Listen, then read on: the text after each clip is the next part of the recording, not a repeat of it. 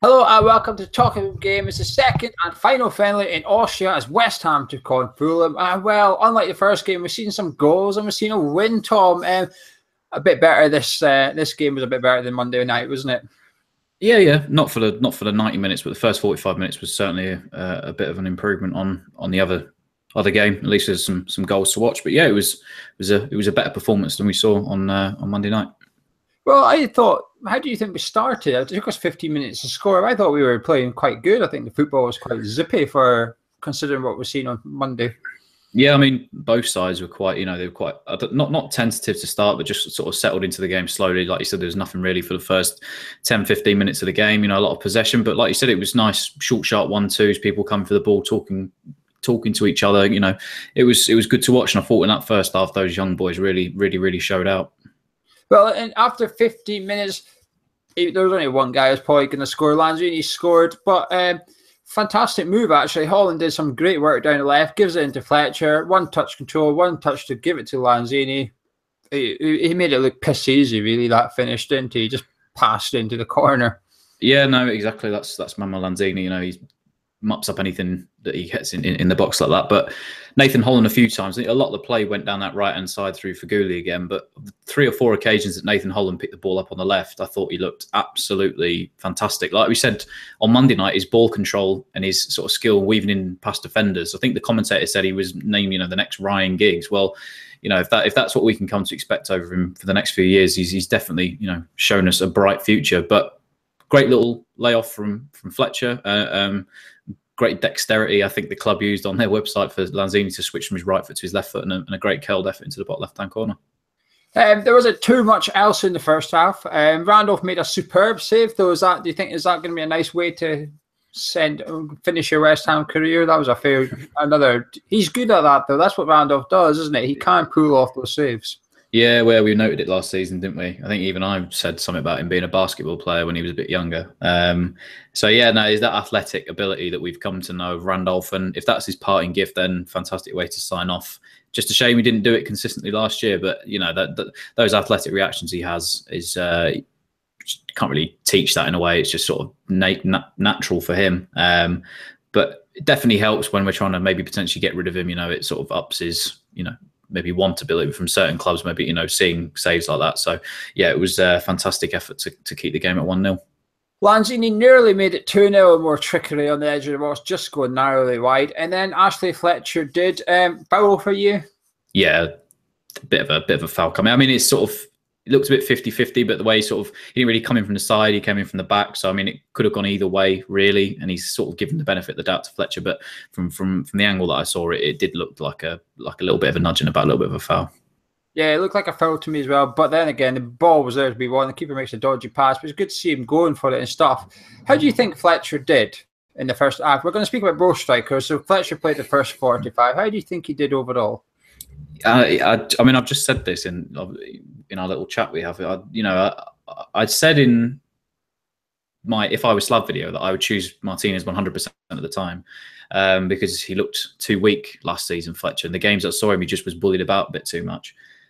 But we've not seen anything from Martinez in the last 2 games. He's been incredibly quiet, and that's not like him. Last pre-season he really showed out and caught our attention, and I expected the same thing this time round. It's a perfect opportunity for him to name himself as second or third choice striker this season, and he hasn't done that. But Fletcher, okay, maybe a few times he was muscled off the ball here and there, but he looked a lot more mobile than what I've seen from him in the past.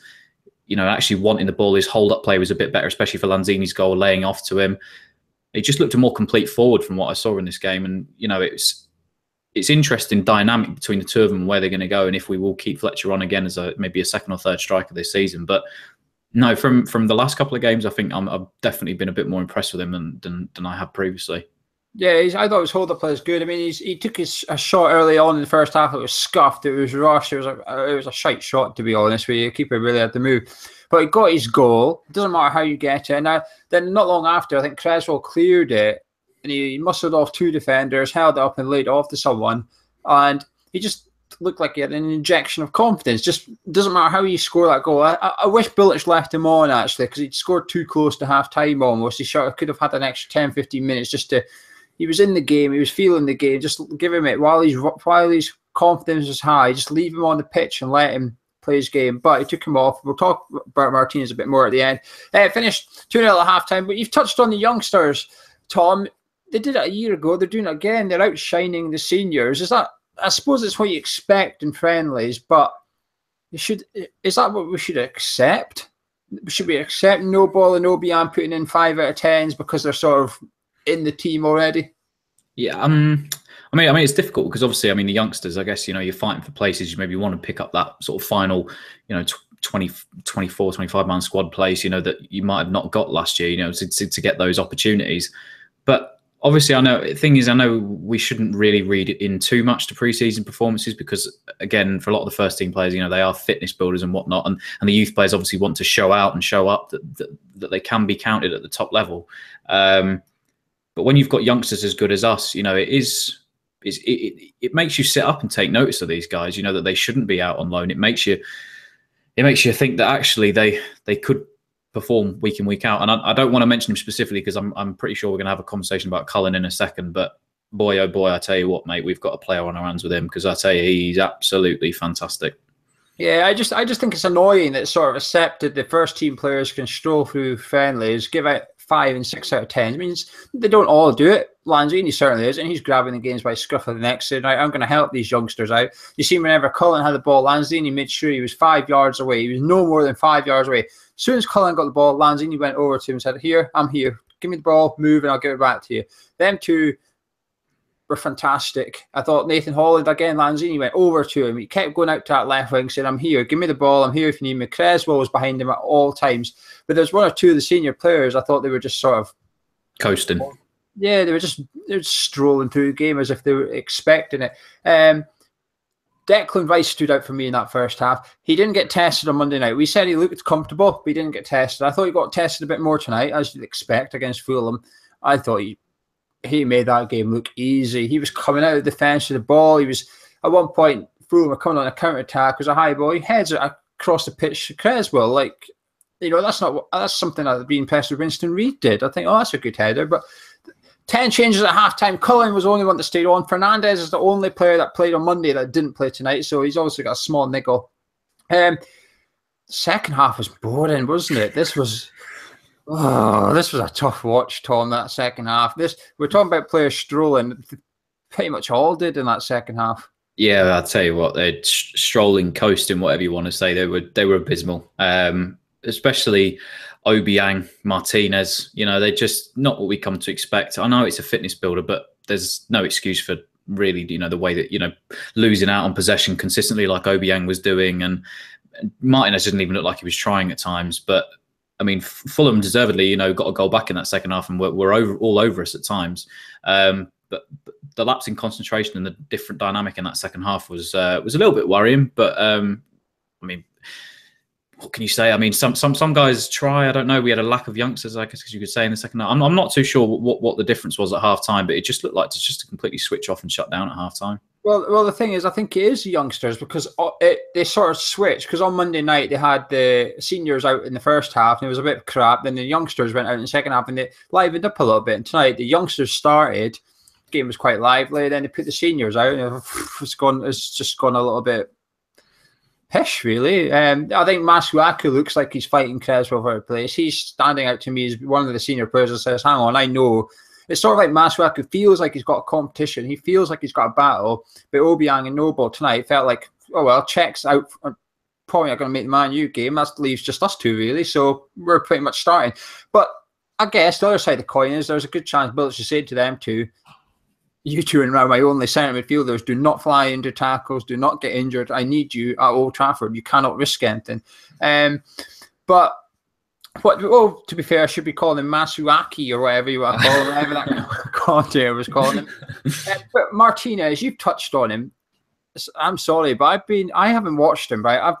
I've barely seen him. I've heard a lot about him. I don't go to under 23 games. I see clips of the goals and that's all I see.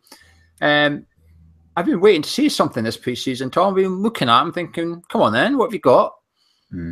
Is it poor service? Because he's got Snodgrass trying to give him the service. What is it? Why is he not standing out like we thought he might? I don't know, really. genuinely, I don't know, because like we said, last pre-season he stood out in front of everybody. I think because really we had a bit of a poor pre-season last time out, and he was really the only one that scored. And I've seen, like yourself, I haven't been to under 23 games, but we've seen the clips of him scoring some absolutely incredible goals. I've got a fan who's an Oxford United fan, tells me from what he's seen of him this season, he's going to be something special, but we've just not seen it so far. And it's strange because he does look a bit more complete forward what I've heard of him. He's a bit stronger than what Fletcher looks like. His hold-up play looked a bit better. His eye for goal. Sometimes, I think he had the goal in for the under-23s when he wasn't even looking. It might have been against Newcastle. I'm not too sure. When he sort of chested it down and volleyed it over to the goal. He just had that eye for goal, what I said on the Slav video. But I don't know what it is this pre-season. I don't know whether it's a niggle. I don't know if he's just not interested, but I can't really explain it. He like I said, he's just been completely quiet. He looked abysmal when he came on. And it wasn't like he was shut out of the game either by one of the defenders. He just was non-existent. It was just like we didn't have a striker on in that second half. Yeah, I mean, we are aware, before someone jumps on us here, we are aware it's a friendly, etc. But for someone who's trying to get into the squad or maybe sort of become the fourth choice striker or the third choice striker for next season ahead of Fletcher, I mean, there is certainly the service he's getting. I mean, Fletcher's got Lanzini playing into his feet, and poor Martinez has got Snodgrass out in the right wing. And but he did get a chance, though. Ayew nicked off a defender, gave it to his feet, and he was just caught really flat-footed. You can see Ayew turn around, putting his arms up, because Ayew is also one of these players that's sort of under pressure now with Arnautovic coming in. He's probably thinking, hang on a minute, this is my spot. So it's interesting anyway. Tom, just very, very quickly, news tonight. Best news you can get before the friendly. Literally, before the friendly, the club decided to announce it. Hernandez is... I can't remember the words, but the deal certainly agreed with the club, and he's on his way over for a little chat and a potential medical, and you're expecting it to go through now. But what are you thinking about this? What's your feelings? Ecstatic, absolutely ecstatic. 12 long months of trying to find someone to lead the line for us. It's been tough at times, the amount of players we've been linked with. But I also maybe think the fact that obviously Bilic wanted him after he left Man United, and I think maybe that played into it a little bit. That Hernandez could see that he was actually wanted by Bilic, and maybe have swayed him a little bit. But I think it's an absolutely fantastic signing for the club. I think it's a coup for the price that we potentially got him at. I know it's a bit higher than reported at first, with different clauses and whatnot. But for a real poacher, fox in the box, someone that's going to clear up and potentially could form a good little and small partnership with Andy Carroll, mate, I think it's absolutely brilliant. And I also love the fact that the club went to Twitter to announce the deal to sign him, a bit like United did with Lukaku and Chelsea done with what's his face from Real Madrid, Morata. Yeah, so he's our big prolific money signing, and to say that we agreed a fee, but I think I think he could be a game changer for us, and he's just the right kind of player that we need. And I'll tell you what, mate, that attacking line next season, if all the deals come off for Arnautovic and Hernandez, maybe someone else as well coming in with Lanzini and Antonio, I tell you, it's going to be a deadly force with the four of them up there. I'll tell you what, it's quite hard to watch a friendly tonight, watch Lanzini in that first half and not think what it's going to be like with Hernandez in front of him instead of, we've taken nothing away from Fletcher, he played well, but just to think Lanzini doing what he did with Hernandez ahead of him is just... It's dreams, Tom. It's dreams. Yeah, it's.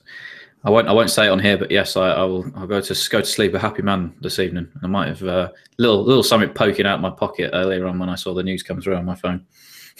Myself and Gonzo will be giving our Hernandez video. Will be out when the deal's confirmed. We're not going to tempt fate too much, but once the deal's confirmed, myself and Gonzo will do a 5-10 minute video with our thoughts on it and what the deal is, etc. Last question, Tom. Might be easy for you. I don't know. Who was your man of match tonight? Oh, mate. Josh Cullen, without a shadow of a doubt. I think he is hands down the best product we have currently at West Ham. And I can see now why the people at Bradford spoke so highly of him the way he did. He just reminds me so much of a young Mark Noble, even Mark Noble from that sort of 2015-16 season we saw with Payet. The way that he always wants the ball. He's always talking. He's a leader in the middle. He's at the heart of every movement going forward. His interchangeable play with Lanzini and Holland down that left-hand side in the first half was just absolutely brilliant. They just got each other. They just understood each other, knew where everybody wanted to be. And it was just fun to watch. And I think, even at times when he could drop back and take the ball off the centre-backs coming forward, he was absolutely everywhere. And I am so looking forward to see what he has to offer in the next few years. And I so hope that Bilic doesn't send him out on loan. And I know obviously Kouyate's got a niggle, and I know Noble's getting on, but really, mate, I tell you, this boy he's excited a lot of people the last couple of games, and if we can keep hold of him and play him and get him more game time this season, I'm genuinely really excited for what he can offer in the future, because I think he could be the next best thing in a couple of years, not just at West Ham, in the Premier League alone. He's got all those capabilities, and like I said, there was a little turn, and I've only seen it because Mike's just put it in the live chat, but there was a little pirouette he did in that second half to turn and get away, and he reminded him very much of a Scott Parker. And I was just thinking this sort of exact same thing, that Scott Parker, Mark Noble role in the middle of the park, who just commands it. And I tell you, he's going to be a very good player in a few years to come. I'm excited.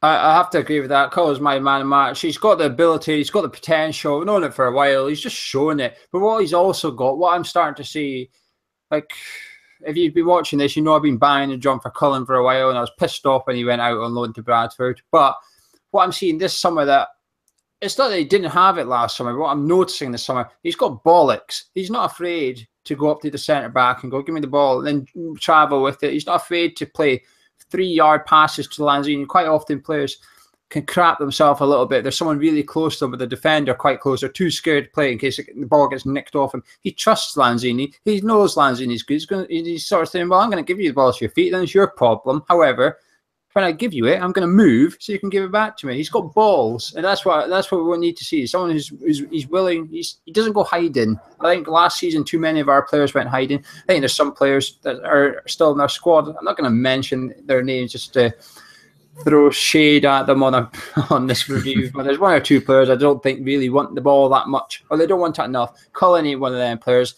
but as Tom said, hopefully we'll see more of him next season. Anyway, let us know who stood out for you tonight. The one thing I would like to see Bilic do in Germany is change these teams up a little bit. I was a bit annoyed to see Ogbonna and Rice, and then Ginge and Burke together both times. I wouldn't mind seeing Ogbonna and Burke, for example. I wouldn't mind him changing these 11s up a little bit so that Martinez is ahead of Lanzini. But when they go to Germany, we might have a new goalie, we might have a new striker, we might have a new left winger. We'll be doing our reviews for all the German games. And as Tom said, he did a video called If I Were Slavoj. He's in the shoes of our manager, answering questions such as, what sweetie is in your pocket if you're the manager? The link is on your screen right now. If you enjoyed the video, hit a like on it. If you're new around here, hit subscribe, and we'll be back very, very soon. Thank you very much for joining us.